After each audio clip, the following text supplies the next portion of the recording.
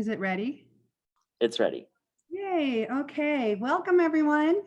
My name is DeLene Hoffner, and it is a pleasure to be able to share with you my love of rocketry. To start with, I'd like to take you to our 10, last big 9, event. 8, 7, 6, 5, 4, 3, 2, 1, 0. Ignition. Liftoff. Yay. Let's all get ready to launch into our rocket lesson. This was the SpaceX rocket as it lifted off, making United States history for the first commercial rocket being launched into space. I wanted to share that with you as inspiration because today we are all going to become rocket scientists. So, my name is DeLene Hoffner, and for the past year I have been the site lead at Legacy, which is through the Air Force Academy. And if you're turning 11 years old by June 1st, you really want to pay attention to this because we are looking for applicants starting in January. And you can go to the Air Force Legacy website, which is just Googling Air Force Legacy, and you'll be able to find how to fill out applications. We do amazing STEM, rockets, engineering, tours of the base, and special field trips. So I encourage you all to check out Legacy. But for now, let's get ready to do some rocketry. I hope you have your supplies. You need a pencil, paper, some scissors, tape, and a straw. Now, just a little tip about straw. Your straw should be the same size as your pencil. So if you went and got a great big straw, your rocket will not fit on your straw once you build it on a smaller pencil. Got those? All right, then we are ready to start. Today, my hope is in this session that you'll have a chance to explore concepts of rocketry and flight and have a chance to plan and design and engineer your own mini rocket. I like to call them micro rockets. And then we'll test our prototype at a controlled launch site. Well, your controlled launch site might just be an open space in your house away from people. So we'll talk more about your launch site in a little bit. Right now, let's think about the anatomy of a rocket. Really, it's easy as 1, 2, 3. You have the body, which is often called the fuselage. You have the fins, and you have the tip, which is called the nose cone. We're going to be building that today. Do you have your supplies ready? Before we get started, and maybe while you're getting your supplies ready, I wanted to share with you a little bit about this man. His name is Robert Goddard, and he is often known as the father of modern rocketry. Not because he invented rocketry, but because he made so many improvements to make rockets more than what the Chinese fireworks would be like. In 1914, he patented the liquid fuel that is used in the rockets, as well as the 2-stage solid fuel that rockets need to be able to launch. And in 1920, a long time ago, he wrote about sending a rocket to the moon. That was before we had ever even started thinking about going to the moon. And another big accomplishment of his is he was the first to add fins or vanes to a rocket for guidance. Thinking about that, we are going to become rocket scientists. Before we get going on that, I want to give you a heads up for launching. I know once you build your rocket, you want to be like, you're going to be ready, you're going to have your straw, you're going to have your rocket, and you're going to want to go. But wait, we want to be in a safe spot away from people. I want to warn you that when it shoots up, it's going to come down. So protect your eyes. You'll put the rocket on the straw. Let's do it together, because if you think about it, would mission control just press the go button without, or the astronauts press the go button without mission control? No, we'll be having our own mission control, which will be me. And when we do our countdown, we can all start at 10. When we get to 5, if you could the straw in your mouth, and I'll finish the countdown, then we'll all launch together. And wouldn't it be cool if we can put our view on gallery mode so that I can see all of you and we can see all of each other as we launch our rockets? This is going to be good. I'm so excited. So let's get ready to build. First, you're going to need to get your pencil, and you're going to want to take your sheet of paper and make a rectangle. And this rectangle is going to become the body of your rocket. Now, have a couple pieces of tape ready on the side, because if you're trying to build it by yourself, you want to hold a nice tight tube around that pencil. You're not taping it to the pencil, but you're taping it, the tube closed. And I like to use a nice long piece of tape so I don't have any air holes as I'm making that. So have a couple pieces of tape ready. Roll your rectangle so it goes around your pencil in a tube. And you can see the steps here. See the red fingernails? And then take your piece of tape along the length of this body or fuselage. If you need more time, feel free to take more time. We're going to continue on because this step takes a little bit more time. What I like to do is take a smaller piece of paper and I make 2 squares. And then when I cut the squares from one corner to the other, I can make triangles. Now for you, it doesn't matter how you make your triangles, but make them equal and make them the same.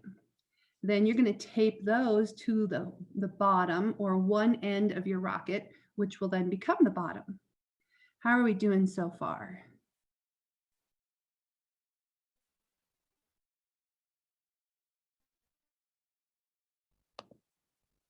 So you should be cutting your triangles right now.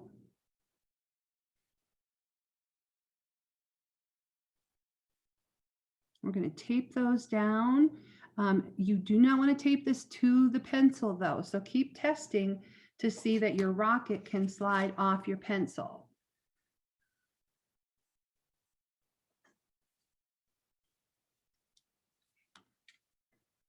It looks like you're doing awesome. No questions in the chat and no hands being raised on the reaction buttons. Excellent. Now, while we're building this, we're not all going to be the same, but you're building one prototype of a rocket. What kinds of things are going to affect the flight? What things could you change as you're building? Perhaps for a new rocket, for a different design. Think about those variables as you're building this. All right, I think we're ready for the nose cone. If you are not this far, feel free to take your time. So next, all you're going to do is take the tip of your pencil and poke it through past the fins so that you have it sticking out a little bit at that open end of your cylinder or your body, and take the tip and twist it, and take a piece of tape, which I have a few pieces of tape already set up, and go around the tip so that it makes an airtight point to the end. So it's kind of like I've got a little skeleton of a pencil with fins making it a rocket. Take a few moments to do that.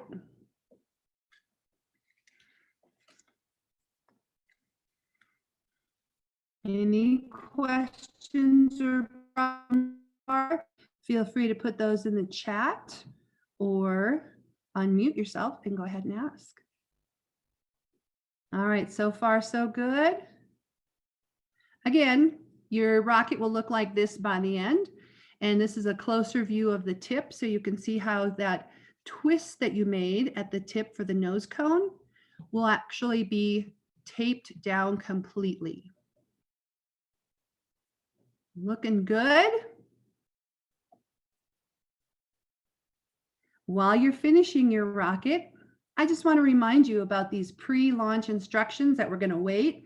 I know you get super excited and you want to launch, but even when you're at your house, the launch could hurt someone. So you want to be in a spot away from people. I like to be along a wall, and then I can see how high my rocket goes. You want to put the rocket on the straw at this point. So if you have not finished, you can of course keep finishing. Just talking about straws, the straws that I use for students, are already wrapped because you do want a clean straw. But if you are saving the planet and not using so many straws, I have straws that are reusable straws, and I just wash them, put them in a clean spot, and then I can use my straws again and again and again. Now, when you get to the point where we're counting down, remember, you're going to put your lips on the rocket, and then we will launch together on our Zoom. And I hope you are ready. Raise your hand if you are ready. Do you know how to do that on the reaction button? Then I'm going to stop sharing so we can launch together. If you could click to go to gallery view, if you take your cursor and kind of just scroll on the upper right corner, you'll see little boxes. You want to pick the one that says gallery view. And then I will stop sharing so we can try this together. I'm so excited to see what you made. So if you have made a rocket, and I know we have not as many people as we had hoped in the live, but I think people that are doing this on a recorded version, this is a great time to do this together, whether you're in a classroom or with friends or at a birthday party. So I am not seeing, is anybody ready with a rocket? All right, so it might just be me launching, but that's okay because our viewers who see this later will be able to launch it on their own. So let's do a countdown. 10. Oh, wait a minute. I think I have some music to go with this. 10, 9, 8, 7, 6, 5, 4, 3, 2, 1, and launch. Could you see that? Get it and do it again. Sometimes it's our technique that slows us down the first time. So again, let's try it. I might even go lower so you can see it flying. Here we go.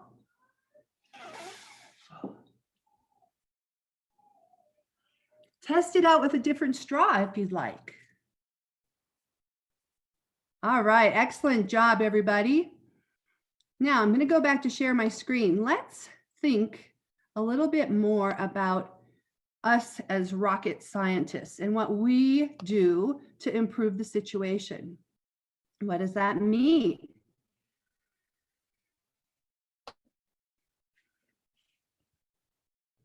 Well, how do we know if our rocket was successful? If it launched, that's a good sign. But could I make it better?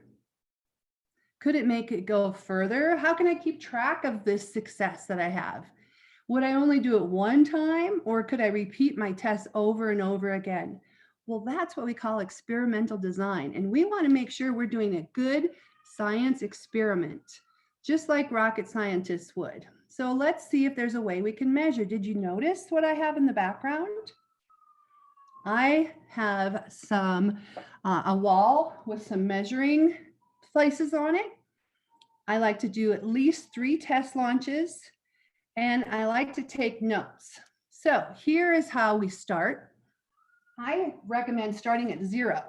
In this picture, you can see they started at 5 feet because we started the ground being 0, but where you're launching should actually be 0. And you can measure and make marks along the wall. I took a measuring tape and I measured, I actually taped it to the wall so I could see how high I was going. In STEM, we often use the engineering design process. And that's what you've been doing. We are imagining if we could be a rocket scientist and we could build our own rocket, what would that look like? The plan I gave you, and we created it together. Then we want to go to this phase of improve. How can we improve on this design? I mean, just because I showed you how to make it doesn't mean this is the best design there is. So what can you do to improve on this design? Think about one thing you could change, one variable. Now, just a personal note, this makes a great science project. And that's what they're looking for at science and STEM fairs, is that you can create a prototype and find ways to improve on it and ways to measure what your improvements are. So what kinds of things could you do to improve? Well, let's take one example. Let's redesign. I want to make 4 rockets and I want to try different fins. I mean, does a fin really matter? Dr. Goddard worked on this and experimented and he thought it did. I want to prove why and how it might make a difference. So I would make 4 bodies and I would say have one be 0 fins, one have only 1 fin. Wonder how that would work. And another could have 2 fins and another could have 3 fins. So you could be busy making rocket bodies all day long and testing out your fins. What else could we do to improve our rocket? What would be a different variable that we could change? Let's think about that. Now, I know I have people here. Is there some way for you to unmute and maybe give me an example of a variable we could change? Something that might improve the design of this rocket? Hey, Dermot, thank you. More stabilization fins. So you think more fins will make the flight more stable? I love that. That is such a smart suggestion. Thank you. Anybody else? It could even be an adult. You have great ideas too.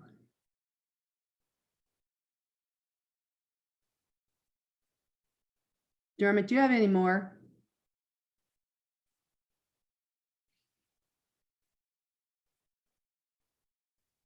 Well, if you're a teacher and you're using this recording, you might pause right here and let the kids think of variables, because that's really where the scientific thinking and the STEMology becomes important, that we're thinking of those variables.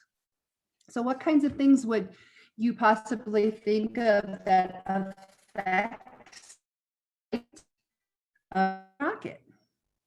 Well, of course, your blowing technique.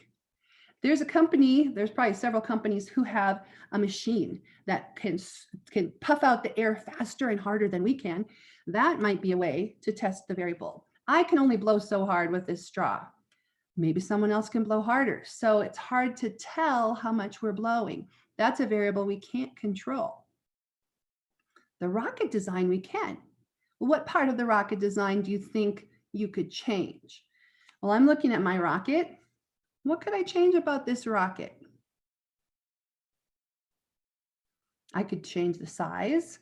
I know they have really big straws. Maybe I do a straw, use a boba straw, or a bigger one from Starbucks.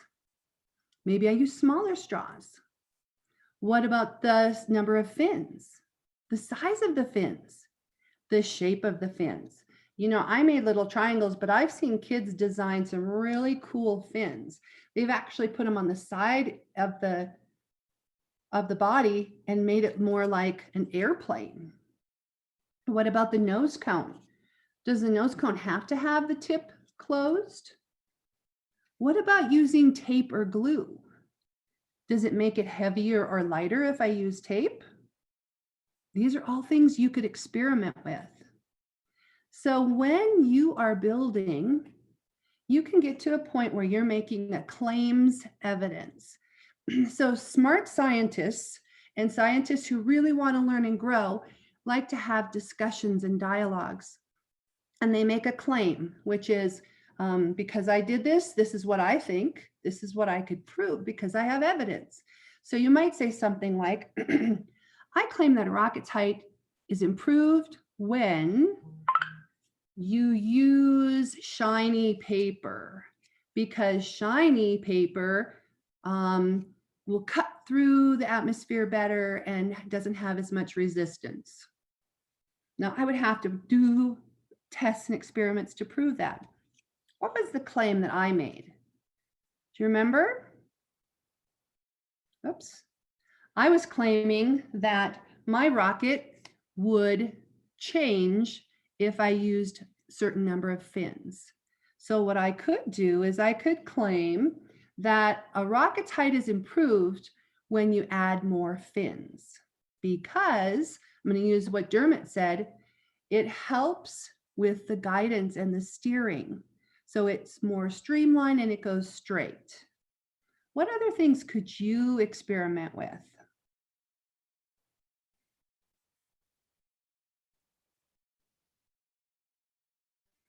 Well, I would like you to keep experimenting and keep exploring those rockets. And to end today, I want to end with a little clip. Thank you very much for your time and attention. And as we're transitioning out to the next presenter, I have a little YouTube I'd like to share with you.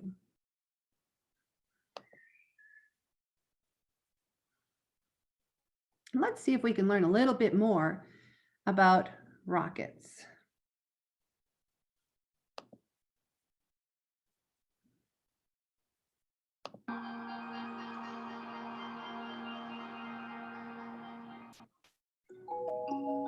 On December 18th, 1958, America launched a rocket that broadcasted a Christmas message from space. The message was recorded by Dwight D. Eisenhower, who was the President of the United States at the time. The mission was considered a great success, as it launched the first ever communications satellite into orbit and laid the foundation for what is now an essential multi-billion-dollar industry today. The communication satellite used to broadcast the Christmas message came to be known as the Talking Atlas, as it was launched aboard an Atlas rocket. A rocket is exactly what you ground, leaving a gigantic cloud of smoke in its wake. However, there is more to it than that. There are a number of other things that make a rocket both functional and useful. The word rocket can mean different things in different contexts. Simply put, a rocket is a spacecraft, missile, aircraft, or other vehicle that obtains thrust from a rocket engine. From the outside, the frame of a rocket is very similar to that of an airplane. It's made of various light but very strong materials, like aluminum and titanium. The skin of the rocket is covered with a thermal protection system that protects the rocket from extreme heat caused by air friction and helps maintain cold temperatures that are needed for certain fuels and oxidizers within the rocket. The body of a rocket is composed of different sections, all of which are housed within the frame of the rocket. The first component is the payload system of the rocket. For the uninitiated, the payload is the rocket's carrying capacity. The payload depends on the type of mission the rocket is being used for. It can consist of cargo, a satellite, a space probe, and even a spacecraft carrying humans. So, if you want to send humans to space, the payload of your rocket will contain a spacecraft. Whereas if you're using the rocket as a weapon, then the payload would consist of a missile. Next is the guidance system, the system which ensures that the rocket stays on its intended trajectory and goes where it's supposed to go. The guidance system consists of onboard computers and sophisticated sensors, as well as radar and communication systems to maneuver the rocket while in flight. Last is the propulsion system. A majority of the entire length of a modern rocket is actually made up of the propulsion system. As the name suggests, the propulsion system consists of the components that help launch the rocket off the ground and subsequently propel the rocket in a given direction. So how is this huge, enormously heavy cylindrical metallic tube shot into space? In order to get into space, the rocket must first cross the thick layers of atmosphere that envelop our planet. Since the atmosphere is thickest near the ground, the rocket has to go extremely fast in order to get past this part of the atmosphere. So how does it climb so fast in the air? The answer to this question lies in one of the most popular physical laws of the universe, Newton's third law of motion. According to the third law, every action has an equal and opposite reaction. In our case, we have a rocket that we want to launch into space. How does the third law help us? This law tells us that if we can get the rocket to push against the ground with an enormous amount of force, then the ground will respond by pushing the rocket upwards with an equivalent amount of force.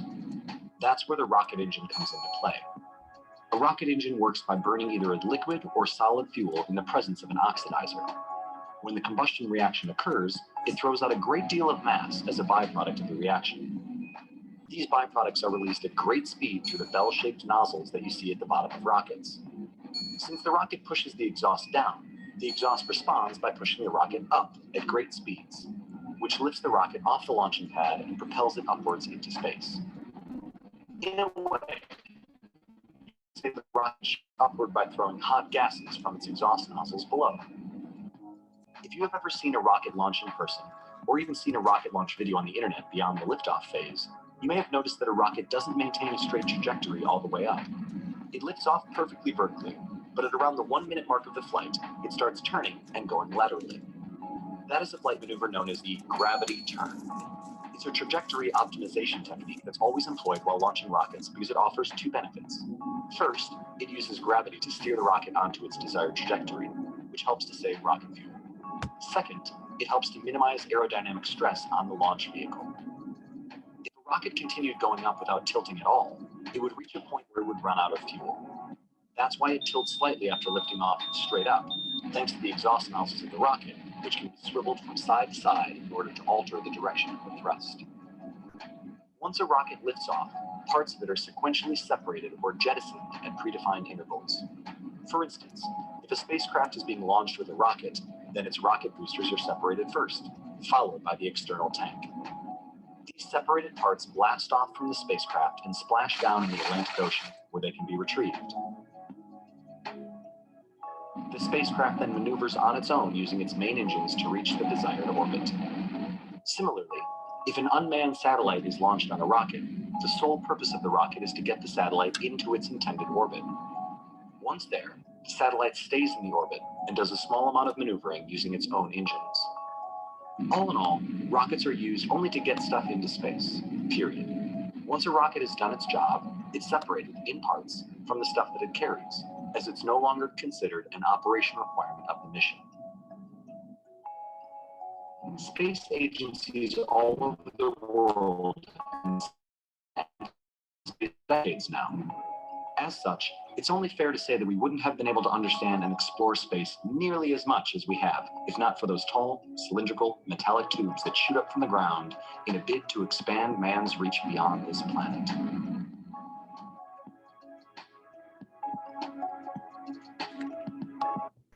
Oh, do you feel like a rocket scientist now? All right, everybody, thank you so much for participating today. I wondered if anybody could share a little bit about the success of their launch. And I know some of you might have joined us a little bit later. I just got a different straw, and I thought maybe I'll test out to see if this straw, which fits kind of loose, is better than this straw, which fits a little bit tight. So I was going to test that out. How about you? Does anybody want to show us their launch? And if you didn't make it, I hope after we're done that you will take and start making it. Give us a little feedback on your rocket. Let's see how this one works. I should have done my countdown. Let's try this one, which is a little bit thinner. Are you watching to see how far I go? 5, 4, 3, 2, 1, blast off. Wait a minute. What happened there? Oh, there it worked. What do you think happened? Anybody have a prediction of or a suggestion of what I did wrong? Well, I'll tell you, there's a little flap right here that I made when I curled my body, and it got stuck on the tip of the rocket or the tip of the straw. So the rocket couldn't launch. I wonder if this matters, the tightness. I wonder if the size of the rocket, like what if you want to make a really big one? So these are mini paper rockets.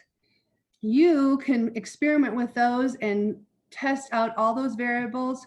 Be like a scientist, a STEMologist, and experiment, measure, chart, keep track of what you're making. Put all that in your STEM book. You might invent something nobody's ever thought of before. Thank you so much for being part of the Cool Science Festival today.